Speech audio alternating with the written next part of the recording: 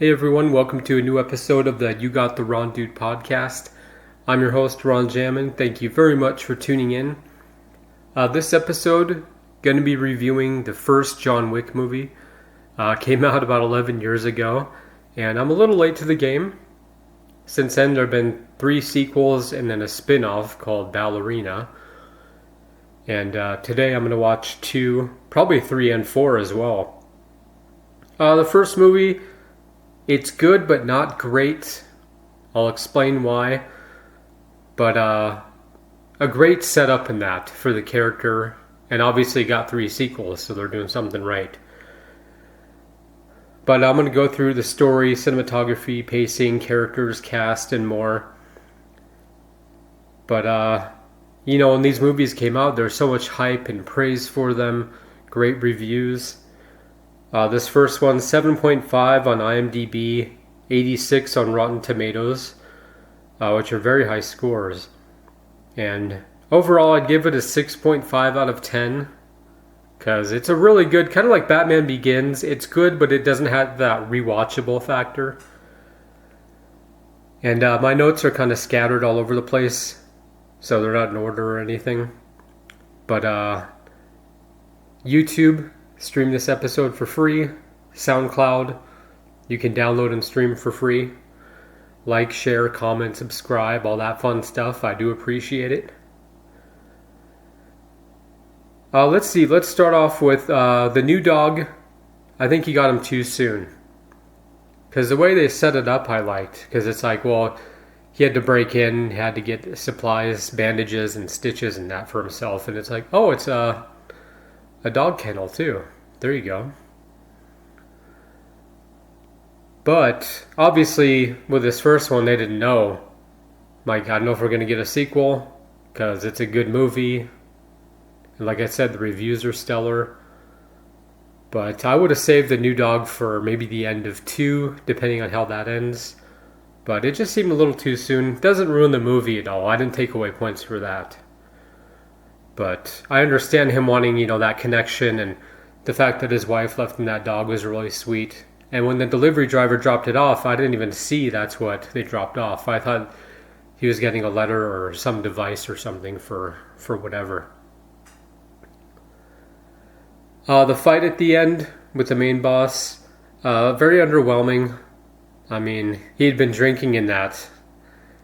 But it's like all this build up and John Wick, you stole his car, killed his dog, and now you want to fight him? Obviously you're drunk. And, the rain, I thought back, of course, to the Matrix Revolutions, that end fight. But this one, it was just underwhelming. But other than that, I like the fight scenes in that. We'll get to more of that a little later. Even when John kills, I think his name is Yusuf, the son of the main villain, I wanted that moment to breathe in that. John to say something in response to him, just saying like, hey, he was just a dog. Says, and you're just a son of a bitch. Nah, I don't know if that would work. That might get a laugh.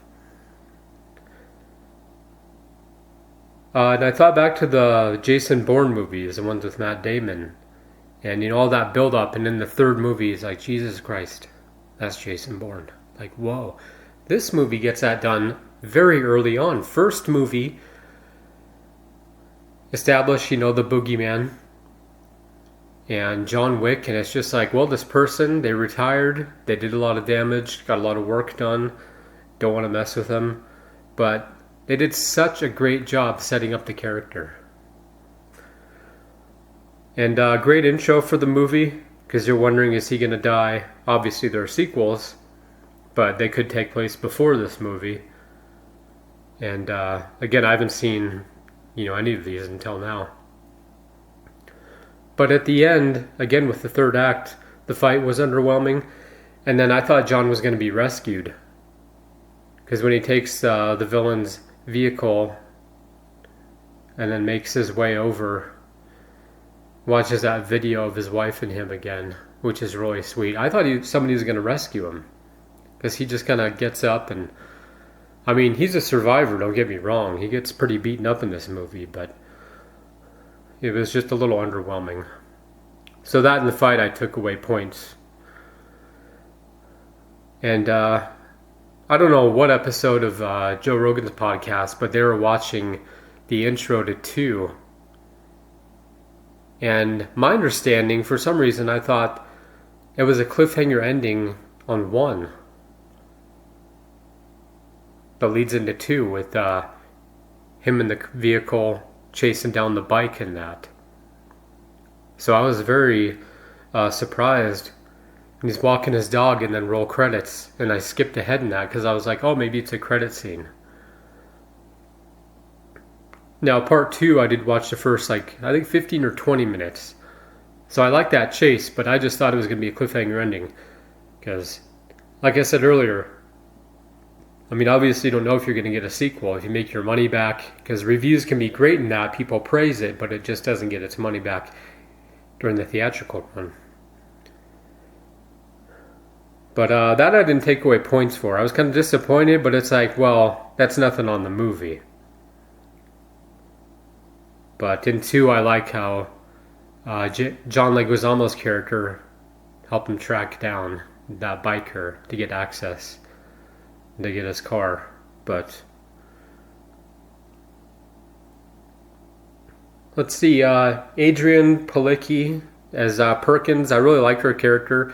To have her escape the hotel, which is really well done. And then to get out, and then everything with Willem Dafoe's character, I like that.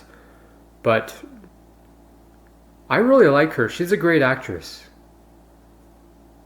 Very strong presence in that. And her death scene, I like that, the setup for it. But maybe, at the end of 2. Again, I haven't seen 2, but just depends on how it goes. Because for her to break out, get free, and then be killed, it's like, I like how it was done. But again, just like the dog thing, it's like, it's too soon, I think. But directed by Chad Stahelski. I'd never heard of him before. His first directing credit. Oh my gosh. And a banger. And directed all 3 sequels.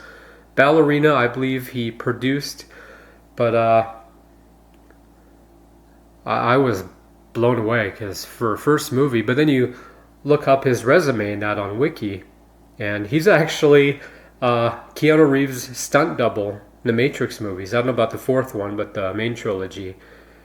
And also on The Replacements, and he's done a lot of stunt work in that. And you think, who better to direct an action movie? Because you learn about doing your shot list, rehearsing and all that, setting up stunts. And the action in this, nothing stood out and that I would watch it on its own on YouTube. I have watched some of the fight scenes just to get an idea. But I love the way they're shot, because some people use a shaky cam.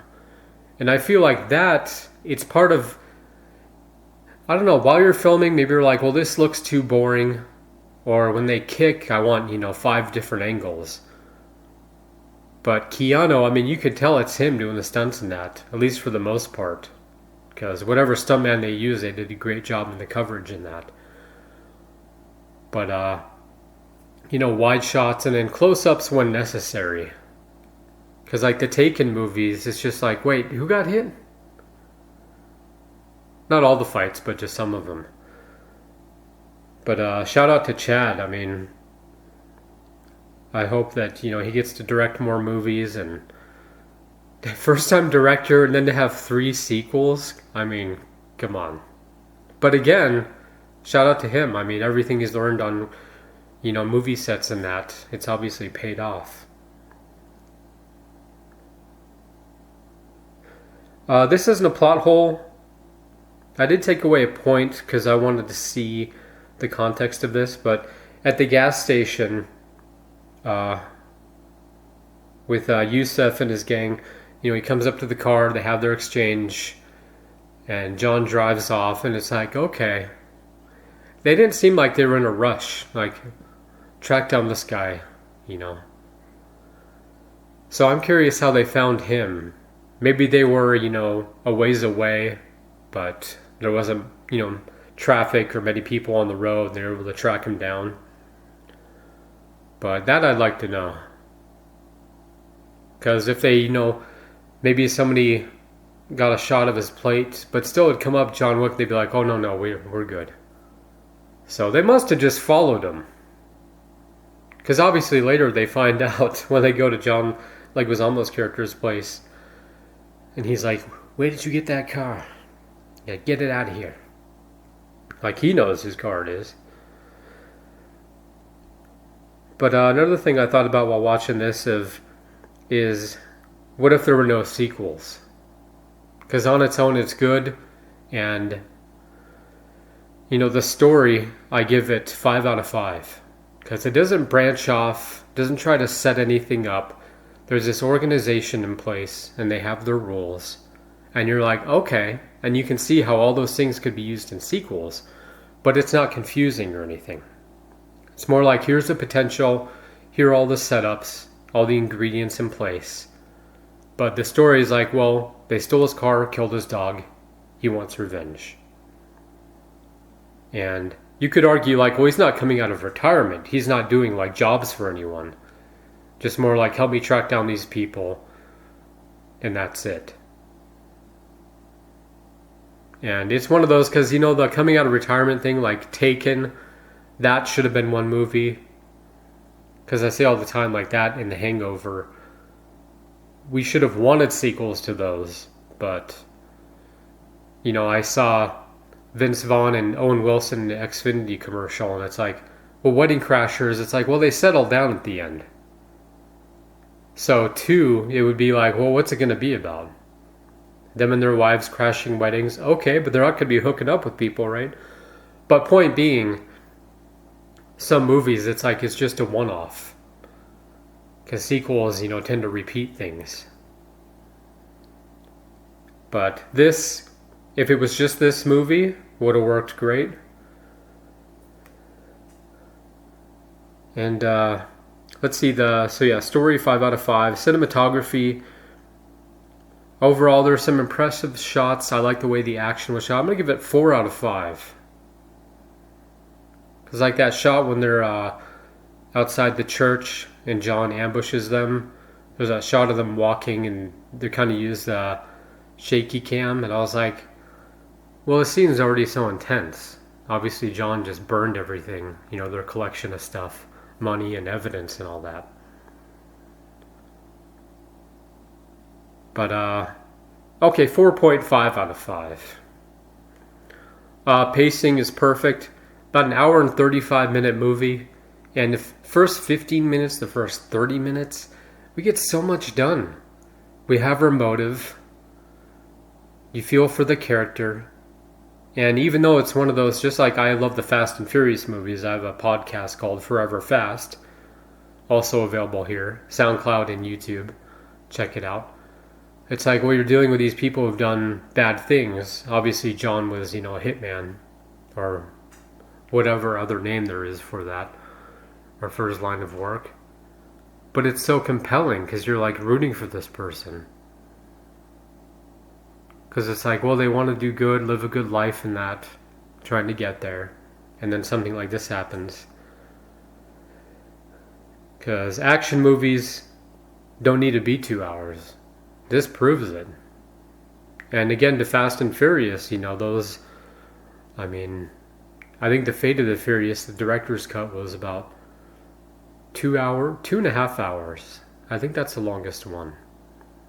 But back to Vince Vaughn, like, he's one of those rare types where a 2-hour comedy, because usually it'll be like a rom-com, like, he makes it work.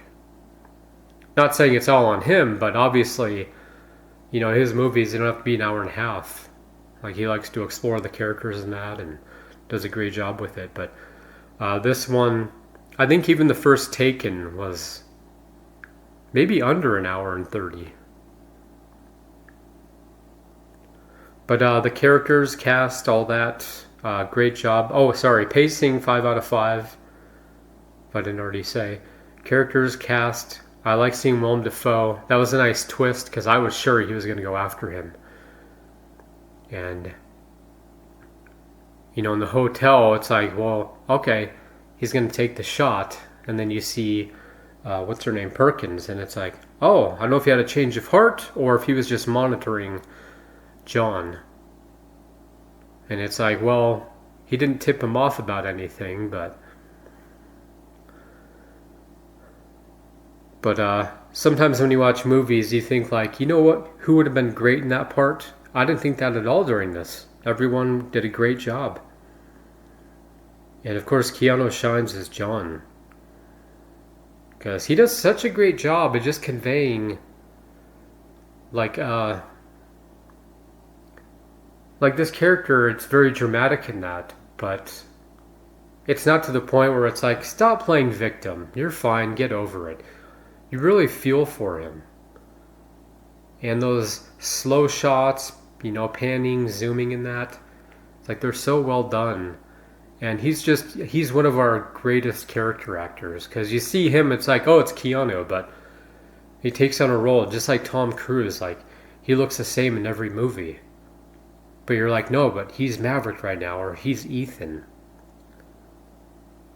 And it's just like, if that makes sense, it's a compliment.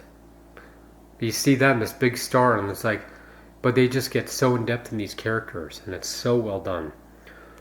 But I'm going to watch 2, probably 3 and 4 today. And I'm looking forward to them. But as far as quotes, I think people keep asking me if I'm back. And I've been thinking about it. Yeah, I'm guessing I'm back. I love that. Not a simple quote, but I think I got it right. Other than that, I don't take away points for quotes in that. I mean, this isn't like just a simple shoot 'em up movie. It has a lot of heart, a lot of depth. Again, perfect setup. Doesn't branch off. Just more like, well, he goes to this hotel to get his gear, his information, and that. And it's like, I like that. And then all of his different contacts and everything. The police thing was interesting, but well, I'm thinking because, again, I watched the first 15 or 20 minutes of 2. And with the officer, it's kind of like, okay, we get it. But there was something missing. Because I don't know if they were going for funny. I liked it in this movie. Because the cops at the door and you're like, uh-oh. And then their interaction is kind of funny in that. Because they play it straight. But I don't know where I'm going with that. But it's one of those movies, and again, I mean, I praise Keanu and his performance, all the characters in that. Great story. Perkins' death, the new dog, I would have saved those for sequels. But yeah, 6.5 out of 10. I'm not in a hurry to rewatch it or anything. It just doesn't have that rewatchable factor. But I'm not saying it's a bad movie. There's some movies so intense. One that I think of is The Revenant.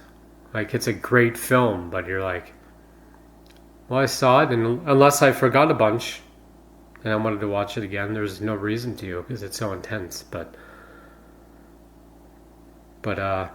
see, John Wick Chapter 2, John Wick 3, I think it's Parabellum. And then John Wick 4, I can't think of, I think it's just John Wick Chapter 4. I'm drawing a blank on that. But yeah, kudos to director Chad, once again. The cinematography, the pacing, the story, the way the action was shot. And I will report back, because I'm going to review all these movies, including Ballerina. Because Anna's character, I don't know if she appears in one of the sequels, how they set that up, but I'm looking forward to that too. So anyways, thanks for listening. Like, comment, subscribe, share, follow, all that fun stuff. Stream for free on YouTube and on SoundCloud, and you can download the episode for free. I will see you next time. I wonder if they wanted to call it the Wicker Man.